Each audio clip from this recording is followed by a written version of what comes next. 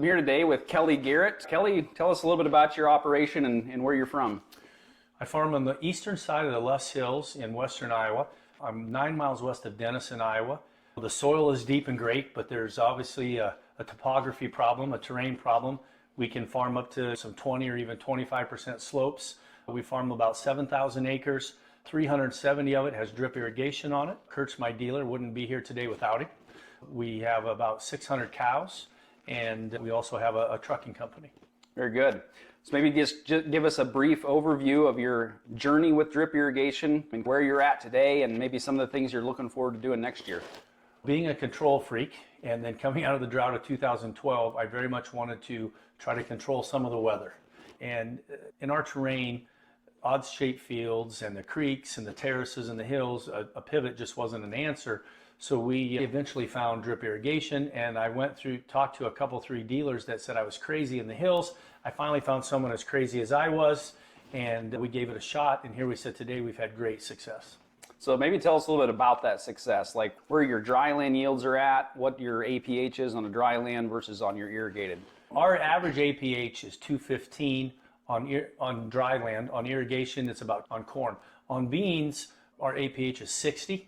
And on irrigation, dry land is 60. On irrigation, it's more like 90. And so we feel that we can easily say that we add 25% to a corn yield, and we think that we add 35 and maybe even 50% to a bean yield. And do you feel like that's the top? Like, what do you think the potential is looking ahead 1, 2, 5 years? Where do you think you can get to? I don't think we're anywhere near the top. I really don't. And the irrigation isn't the limiting factor anymore, but the knowledge of the things that we need to check off, balancing the soil, balancing the plant, treating the water. Never met anybody with good water. I'm one of them.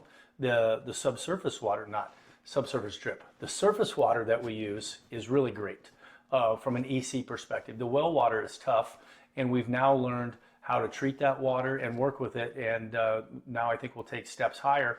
I thought we were very close last year to breaking the next yield threshold, and we're missing a couple key things, but we learned, and I'm excited for the 24 season to see if we can go higher. Very good.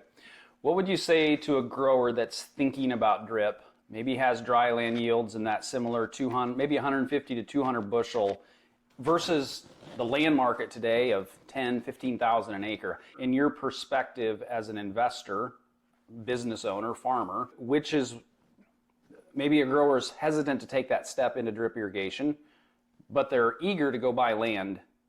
What do you think has the better return on investment? I think every farmer's eager to buy land when they can. I'm one of them. But when you take a step back and look at it from an investment standpoint, drip is a real no-brainer. What's it going to cost to put in an acre of drip? Yeah, 2,500, 3,000 an acre. Okay. All in. I'm adding 25% to my corn yields. Let's call it 40% to my bean yields. Yep. But now we're talking about $10,000 and $12,000 ground, but the drip is $2,500. Or even there's some ground sold recently for $20,000. No.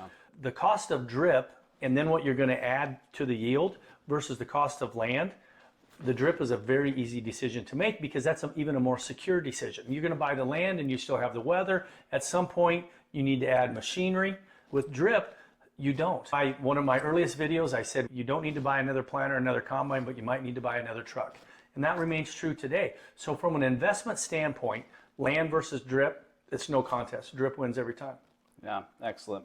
Very good. I appreciate your time today, Kelly. It's always good to catch up and appreciate what you're doing, spreading the word for us and continuing to push forward. I think that's one of the things that all of us together, like always looking for that next level and what's possible. It's just exciting to think about the next 5 years, in my world anyhow. I agree. I know that you're humble about it, but I wouldn't be here without you. Working on drip with you is what started us down this path. Very good. Appreciate it.